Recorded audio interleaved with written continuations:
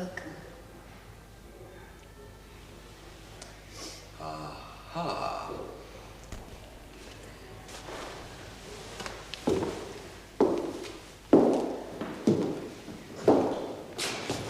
Reminds me of prep school. Cabbage? Not me, mister. Blame the upstairs front. I've ordered the joss sticks. Said I'd surprise you. There's squirrels in the garden.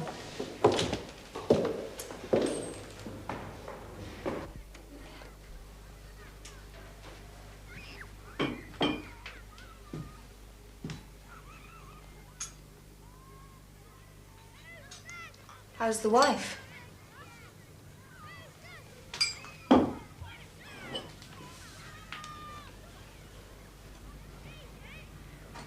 You don't look any more married. And that's something I've noticed about the intellectual middle-class male. He doesn't get the domestic look.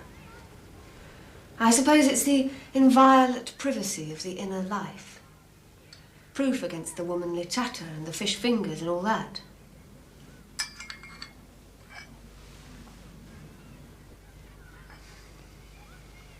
But you do look like a man with problems. Beset on all sides, Minnie. Shows, does it? Put it down to the autumn. A change of season is an agitating time for the sensitive, including the professionally sensitive. The clouds gather, etc., etc. You don't want to report on the Alice situation.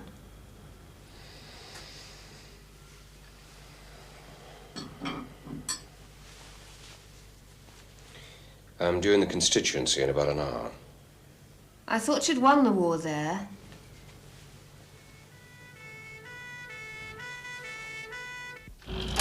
All right then, John, thanks a lot. Good of you to come round. All the best. Cheerio. You're welcome, Morris. You've been a great help. Sorry about that, Chris. We got stuck into a few figures. I'm very sorry to keep you hanging about. Let's talk in here, shall we? There's a terrible tip in there, paper all over the place. Ron seemed to diversify his office work. Scatter it, you might say. I'm centralising it. What do you want to talk to me about? Well, first, I thought I ought to say, congratulations. Or, so we meet again. Or, at any rate, something to acknowledge your appointment and our new relationship. Thank you, Chris. I'm looking forward to it.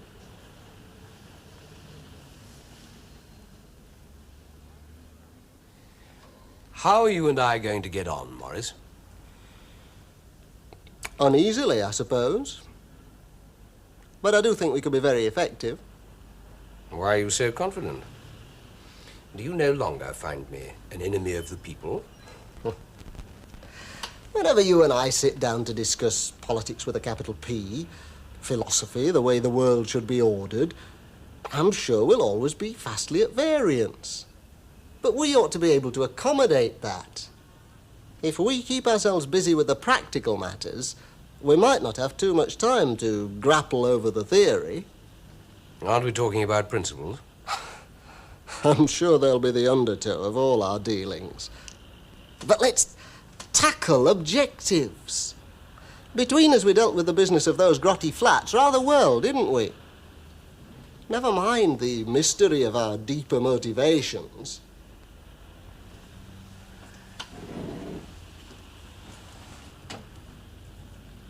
Now, some very tough times are on the way. We both know this constituency's going to suffer. Aren't you and I going to have quite enough battles to fight? Lost jobs, cutbacks in the social services and the housing programme and the schools programme. We both know as well that the individual hardship cases are going to be queuing up in here to look to you for help. In large numbers.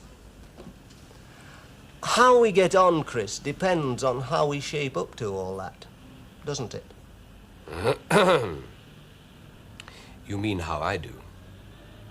Whether I satisfy requirements, deliver the goods, either in kind, which depends on the receptiveness of Whitehall, or in suitable vituperation delivered at government policies. Exactly. And, presumably, the way I vote in the House. Now, you must understand, Morris, that I will never talk or vote to order. The trick will be to avoid the necessity. That's where I can help. How exactly? I think the first case in point is just coming up. The party conference next week. You will, I assume, be speaking as the recognised voice of your parliamentary group. We can expect to hear you on the subject of the government's economic and industrial relations policies. As I was saying to Bernard yesterday, I hope that afterwards I won't be faced with complaints from my friends on the left. I'd like to be able to reassure them on that in advance. You misjudge me and amaze me if you think I will ever play dummy to your ventriloquist.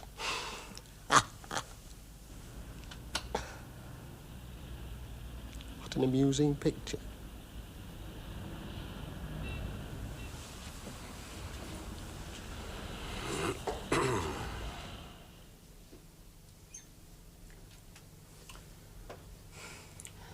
He'll be with his girlfriend now somewhere, won't he?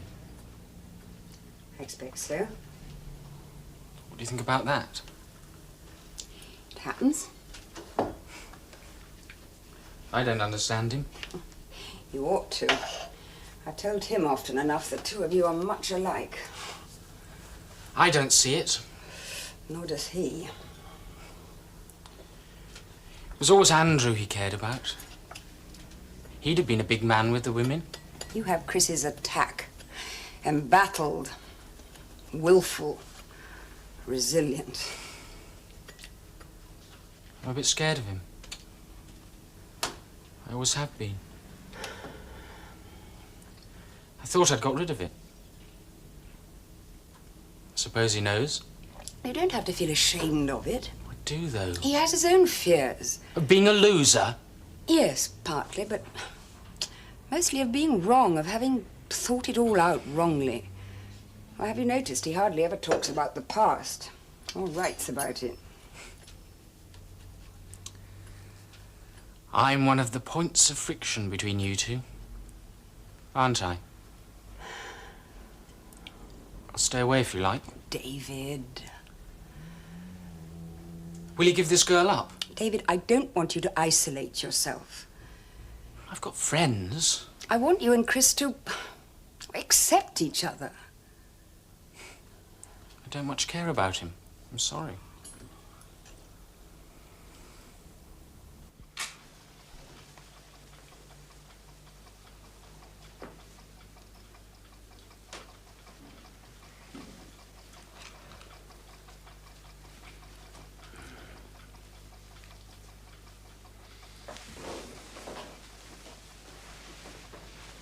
The party conference is a deeply unpleasant affair.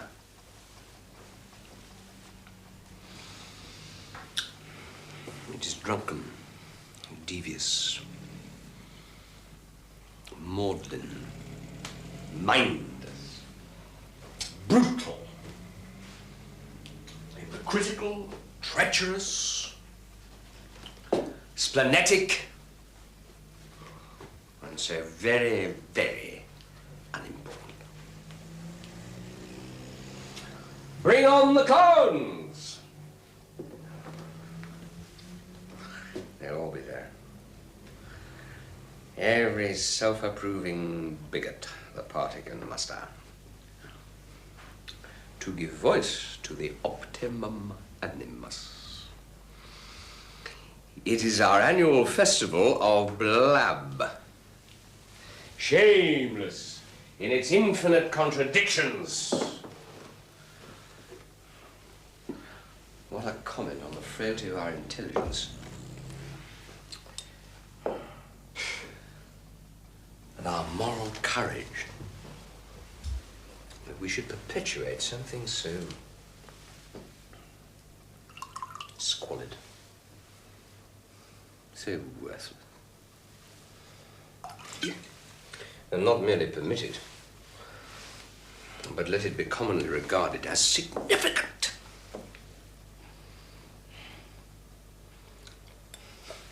A serious contribution to the continuing political critique.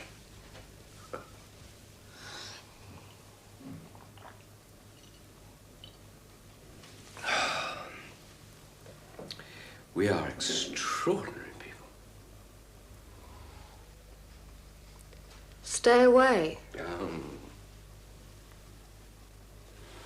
Not allowed. Charges would be levelled. Indifference to the hopes and aspirations of the rank and file. Disregard of the great beating heart of the party. Cowardice, even. No.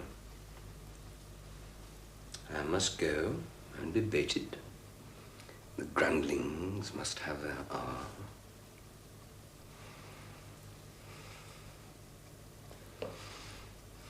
Some of us have got to try to put some sense across.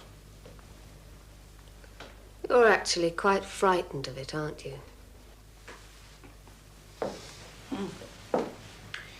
It's the concentration of so many implacable self-interests in this room now. I know that is not the party, not the country. There is a more reflective, enigmatic, but more sane community beyond it. But in that present, there is a sickening air of manic, unappeasable grievance.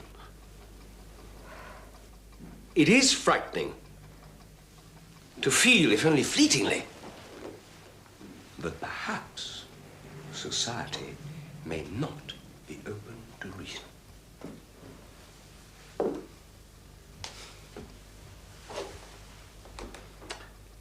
However, the little monster will be confronted. You're going to finish the bottle? Oh, sorry. Have a drop. You drink more now than when I first met you.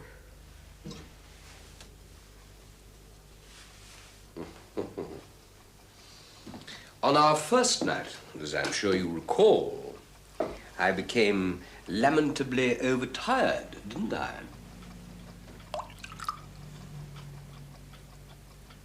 I haven't seen you drunk since. Are you telling me all? Do you find me disagreeable? Shall I say sorry? Tensions mount. I feel I've become one for you.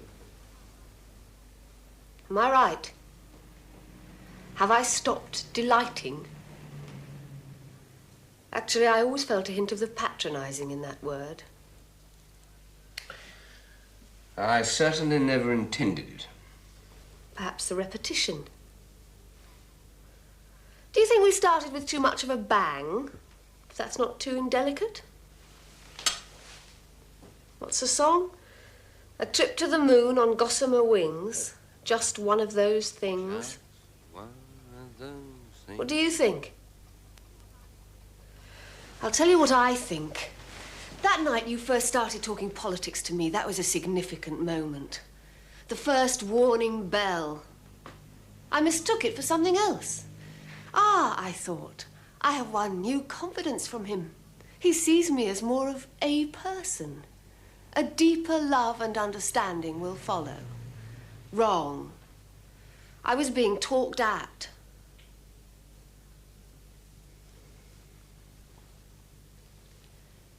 We've used the word love quite a lot. What did you mean when you used it? We've always been spontaneous, haven't we? It seemed right at the time, is that it? I never felt any need to pretend anything with you. Well, I suppose it is a variable. Open to endless reassessment, redefinition. Look, I told you at the beginning I had a romantic inclination. Perhaps I confuse people. Not consistent with my easy lay way. Ah, Millie.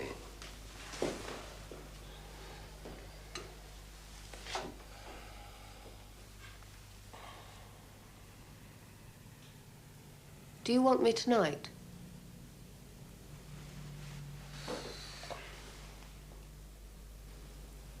Do you?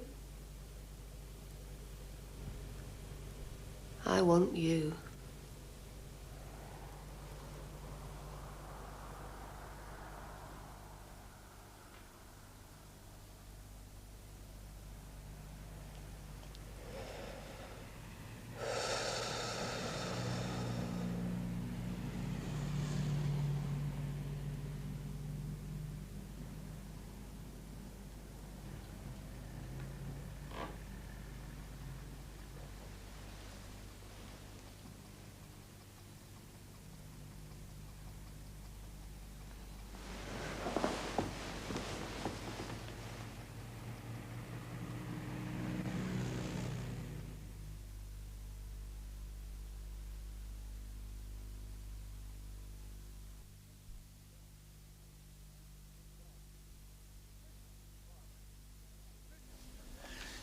The approaches have been far from oblique. You could say unusually direct. They seem to have escaped me. Well, have you been readily available? I wasn't climbing Everest. No, the activity was suddenly hectic. I suppose they had to go for the nearest points of contact. Well, most susceptible. Amenable. The government wants our unqualified support. We have been importuned to pimp around conference on its behalf. Is that the message you're bringing me? Well, what do you think of the measures they've announced on unemployment? They're insignificant. They evade the central issues. They're cynically designed to gain sentimental approval for a show of concern over the dole-queue kids, which can be nothing more than a poultice on the cabinet-aching breast. It's a conference vote-catching, so blatant that its sheer effrontery will preserve its place in the memory. And do you propose to say that at Blackpool? Ha! I doubt if I'll need to say it. Every self-respecting left-winger will want to ram it down the Chancellor's throat. Several are going to be trampled to death in the rush for the opportunity. Not an ignoble way to go. But you wouldn't canvass for the government in that area? Impossible. Well, that's what we're being asked, specifically. What blandishments come with the request? A supply of vomit bags? Also specifically, there's certain to be a left-wing clamour for import restrictions. The desired attitude on that is deflection with sympathy. Is it really? You know, Peter, my contempt for the conference is both known and shared among a large number of the parliamentary brothers. But it has been traditional practice for us to at least try to avoid the same feeling for our own performances at it. But you've been out of practice in recent years, haven't you? Yes, Peter. It's felt that you do need the special advantages. The platform, the attention from the media that would go with being the group's principal voice at the conference. The feeling is that you can't really do without it if you want to sustain your claim for a job in the government. Go on. And the group would rather not, as it were, change horses in midstream. Well, its position, credibility, wouldn't be much helped if the papers, or the left, found us suddenly with a new leader. So it's felt that you should do the talking, as was always intended, and particularly at our press briefing. Mm-hmm. Am I being instructed? Did you know how much you have in common, Peter, with the engineering draftsman of tiny, local political experience who is my new agent? The group has agreed on what should be said in its name. And if I won't say it, they'll put someone else in my place. Yes. Who? Me. Did you volunteer or insist? These group discussions, this sudden flurry of activity for which I've been strangely unobtainable. How many members of our cabal have been involved? I think you'd say enough. As many as matter. I don't have to list them, do I? I've done the tour several times and you've made it necessary. My list. Apart from my inducing pique among these stalwarts, by doing exactly what I was asked to do in the first place, that is, tell them what to do, what's brought on this instant disenchantment? Why am I being dropped? You need not be. Don't play. When you came in here, you knew you were delivering an ultimatum. You want me to be a party acrobat. The group has decided that I shall be a government apologist. If I agree to that, then I've been dropped, just as much as if I'd been simply disowned. What weight would I carry in that role? It's been our special strength that we have not been the predictable cheerleaders you now want to be. I must preserve that uncompromised position I adopted from the beginning. Would you like to think about your leadership of the group lately? You may be able to deny that you've actually lied about your attitude, but how often have you blurred your true position?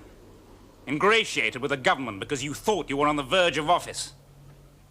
You misread things, miscalculated when the group relied on your judgment. Arguable. But you were determined to play cat and mouse with the one minister you thought, wrongly we now all know, you could knock over and replace. Your personal ambition crippled your judgment. Well, I can still be proved right.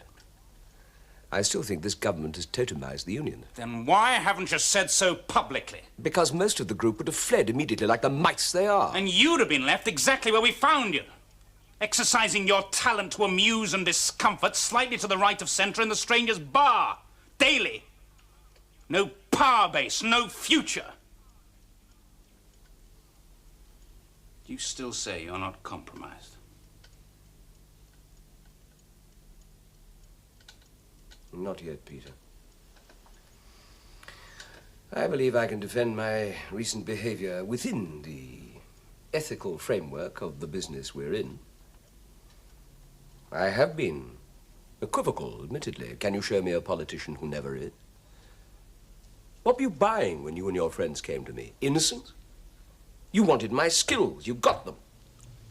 Now, what's your real complaint? That I haven't proved clever enough? Have I embarrassed you by my mistakes? Huh? You want to take my place, do you? The function of political valet has grown irksome. Is that the case? Do you realize you're in danger of becoming something even less? A government bum boy. I believe the present policies they're pursuing are the only practical ones. Broadly speaking, so do I. But that is not the issue that you and I are disputing. Individual integrity, that's the issue. In politics, it is desperately difficult to safeguard. We have to tread, always, by the nature of things, the thinnest of lines between the expediency we can tolerate and the outright dishonesty we cannot. Sometimes the critical test we're confronted with is not over some huge national controversy, but over the small print of, what shall we call it, our contract with society. We must insist on our right to self-respect. We shift our ground, yes, frequently.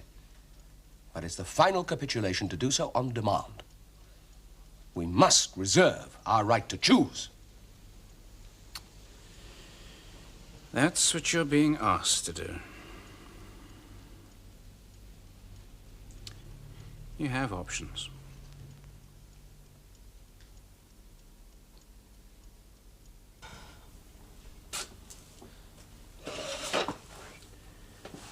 How long has he been drinking? Since Peter Richards left, I suppose. Well, from what you say, he seems to have a pretty solid excuse. Everyone has his own remedy for a kick in the guts. I sensed it the moment I came in, something very, very familiar in the atmosphere. Chrissy's vibrations twang the furniture. And sure enough, the whiskey bottle and the cigars and the tour de force and the exposition of ill treatment. One of those self-addressed speeches of justification, I remember. Oh, Christ, how I hate them. The ones that always came after his very worst days spent wallowing in the booze and bitterness of the house. Nothing's changed, Brian. Well, you can't really say that until he comes out of it. I can't live with it again. I simply can't. Well, he knows that, doesn't he? Should I expect that to make any difference?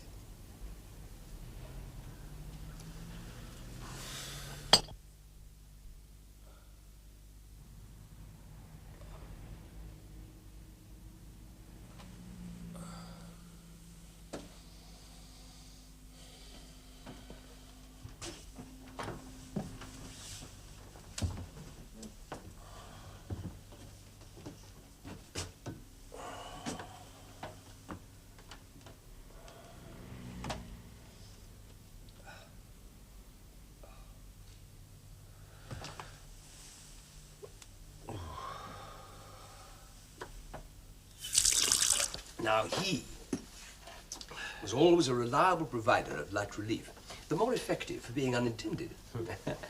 And I remember one speech he made that just about brought the plaster off the ceiling. It was during one of the dreaded defense debates. All those murderous pacifists wringing their hands on our necks. And this dear old elephant came puffing up to the rostrum and delivered what one could really only call his number. It was a sort of Colonel Blimp job, but in the manner of W.C. Fields, and he eventually reached the showstopper.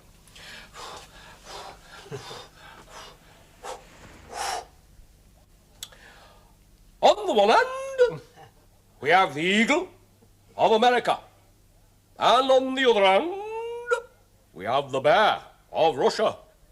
We must separate these two gorillas.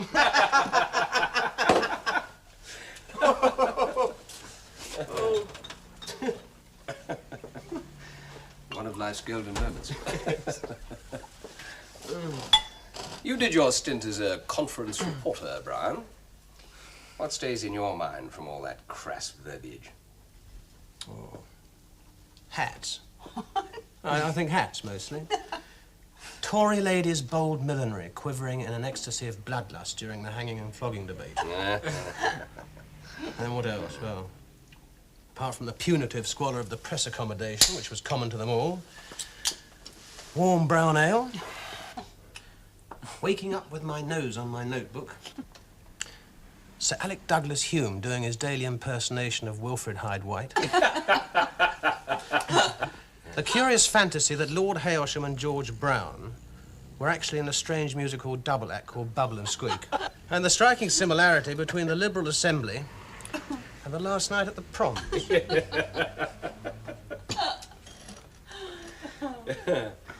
Yes, well, your view of the politician was never reverent, as I remember. Well, I don't complain.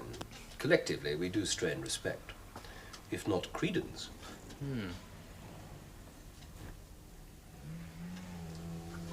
I gather you're giving Brian a crash course in the outer reaches of the pop music scene, David. How's he doing? He asks a lot of questions. Even seems interested in the answers. The Perpetual Interviewer, your own label. Is that a good title? The headline? I'm still learning the difference. Are you leaving us? I've got some reading.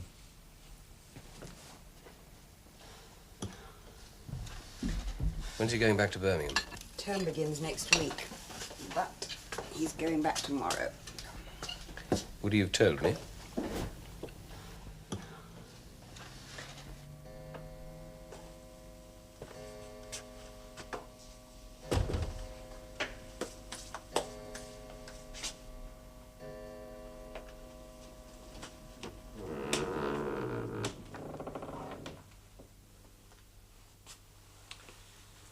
Work?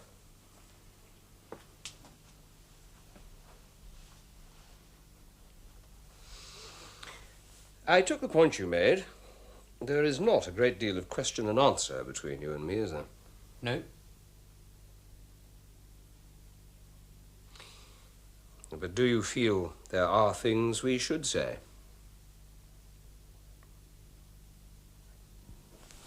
I do. I think, for one thing, we should talk about your mother and me.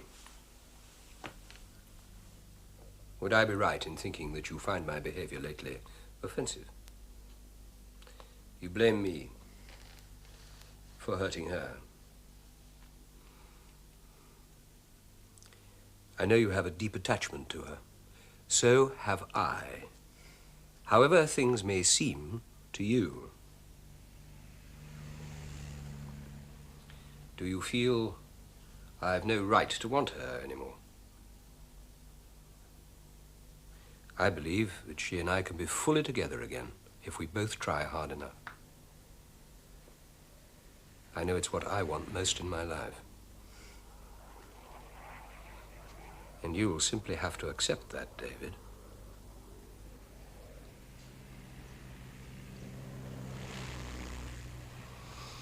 Don't you believe me? Why should I? You may feel justified in judging me as coldly as you clearly do. Perhaps I've invited it.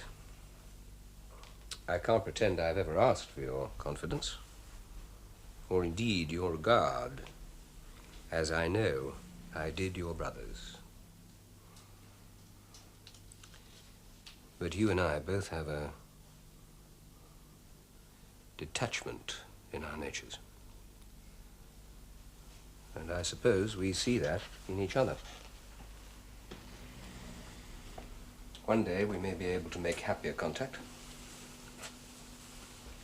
I hope so. I remember your adult, compassionate attention at the time of Andrew's death. It was impressive. I shall always be grateful. Thanks.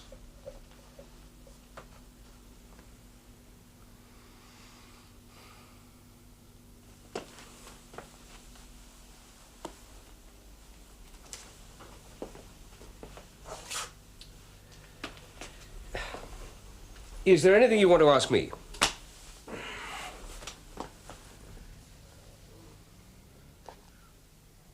What are you going to do about that slag?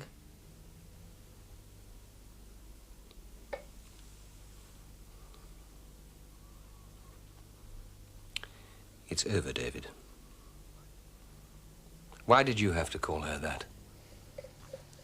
Don't know her name.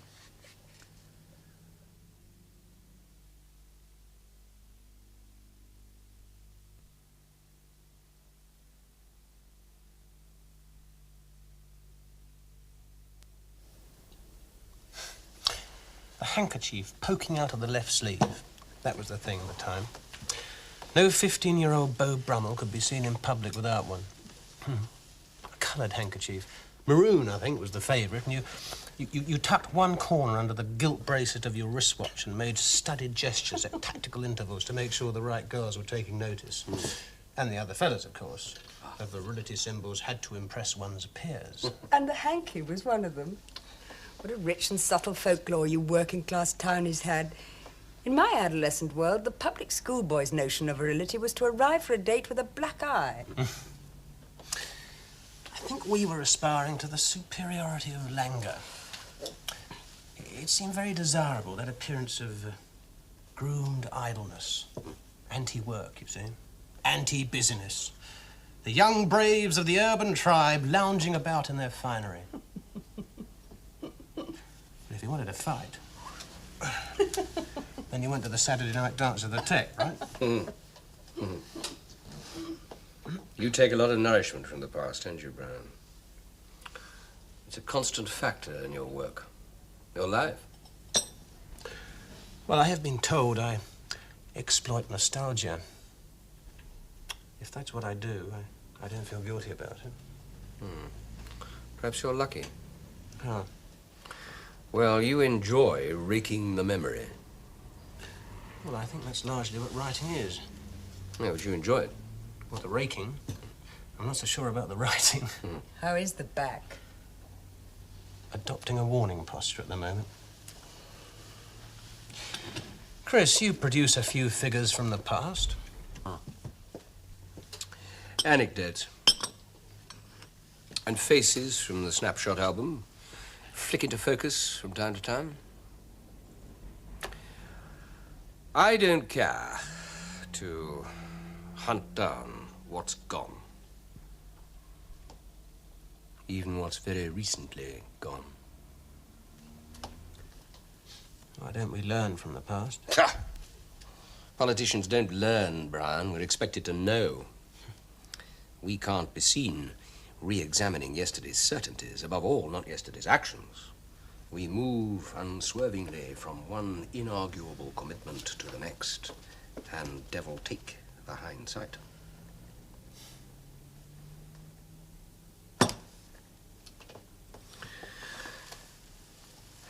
Well, do you fancy a cigar?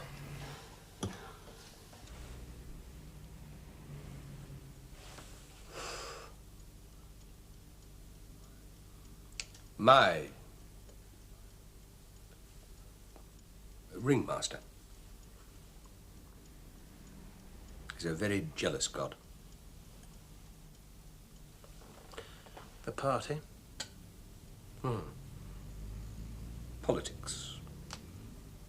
The game. The politician is permitted to defy his party. Many do. And still flourish. My error, it seems, has been my skepticism. I could never actually believe in politics as a way of life. I could see it as a vehicle for ideas, as a battleground, as an entertainment, as an instrument to be made use of. I could see it as a means to power, and relished it. But I could never quite accept that politics had to be respected, deferred to, simply for itself. I refuse to accept that. I can never be politics' creature.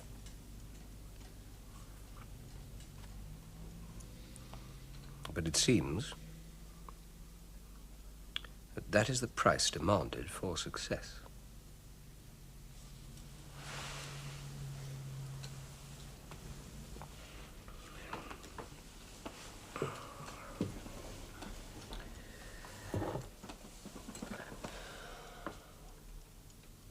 What a long time it's taken me to understand that.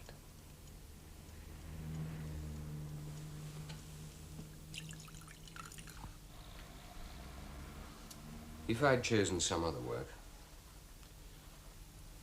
would things have been different between us? There was a time when we didn't want them to be.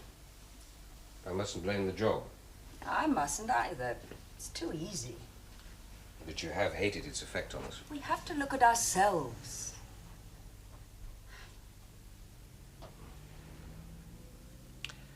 I admit my frustration. I admit I've wasted a long time in self-pity. Apologizing for that may be pointless. I am ashamed of it. But it's in the past. That outburst earlier today won't be repeated. That's a promise to myself as well as to you.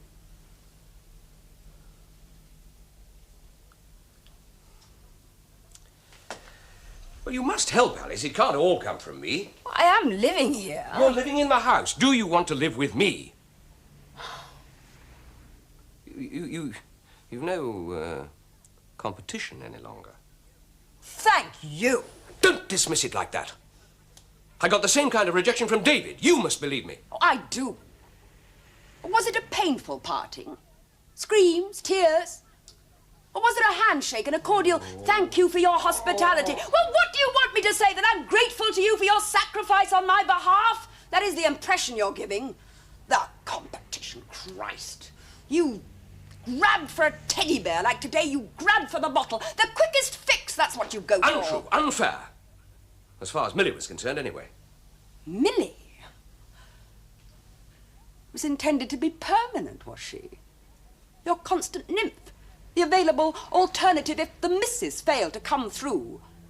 But what went wrong? Did she kick you out? Weren't you satisfactory? Oh, stop it, Is that Alice! why I don't have to worry about competition?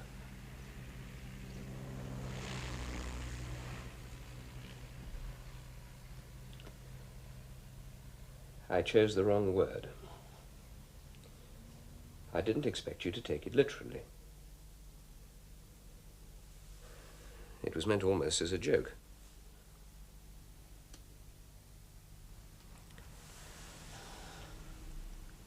I've tried to tell you before. There never has been anyone in all my life who has mattered to me the way you do. If you want me to spell it out, I have ended the affair with Millie. But you didn't want to. Alice, it can't help either of us if you drag regrets and explanations and confessions out of me. You're cheapening yourself by doing that. You can only drive me into hitting back. Have I got to trade fault and blame with you? Throw words like peevish and vindictive at you? That can't do any good. Surely we've learned that, haven't we?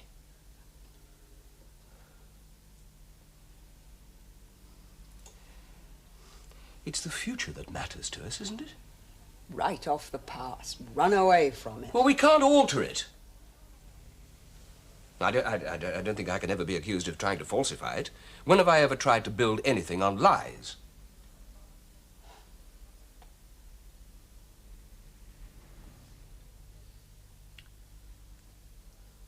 Don't resist me. We need each other. We've proved that. All that's holding us apart now is your mistrust. Fear. Of what?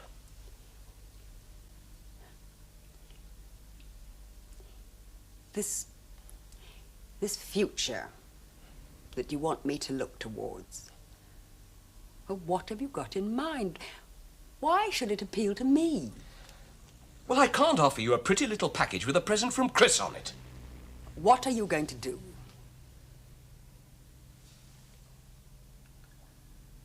Well, there are several things I have to think about. Had you thought that you might discuss them with me? With politics? What you're going to do, be!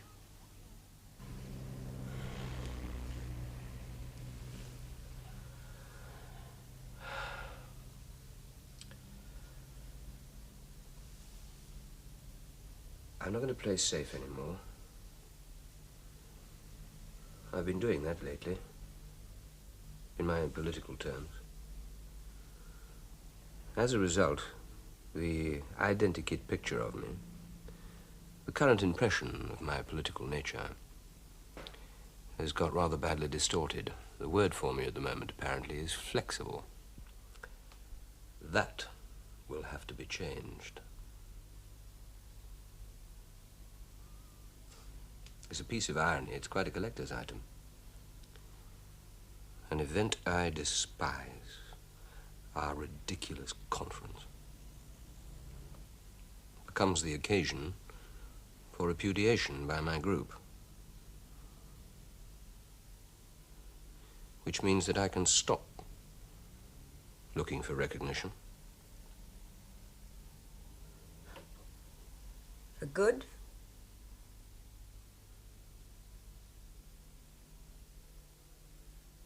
Probably. I have failed! Is that what you wanted to hear me say? I have failed! What What does it mean? It means that 20 years of work have been futile, pointless. I don't think that's quite true.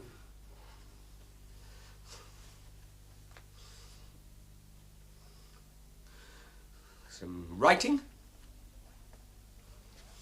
some help given here and there to troubled constituents or duller minds. Were you thinking of that? Those small contributions are not enough. They're not even relevant. I didn't imagine 20 years ago that I would never be able to have a direct influence on the shaping of the country. It never occurred to me that I would never have any power. That's what I mean by failure. I've been sustained, driven by a desire for power. I've expected that one day I would be at the heart of government, that I would be required to decide, to order, to impose my will. Everything I've done in politics has been trivial in my own eyes, because it has not brought me power.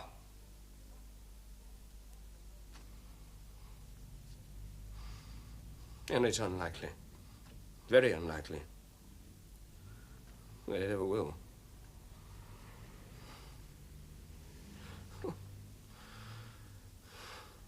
That's failure. But you invited it in so many ways.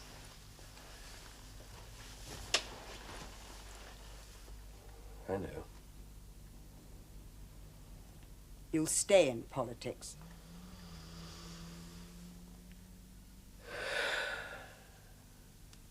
Yes? Why? What to do?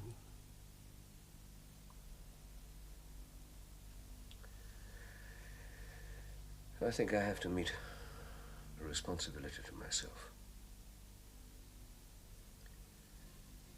My illusions have at last died. Could that liberate me? Can I now aim at something more modest, more real?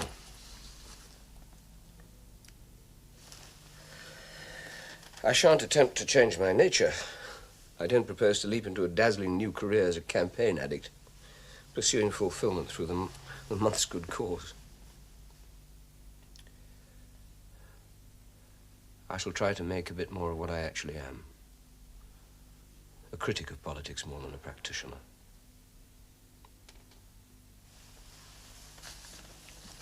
I can still examine and question and challenge. I may be able to unravel a few deceptions, locate some of the mischief. Will it be enough for you? I think it has to be. It's worth doing. And it's what's left, isn't it?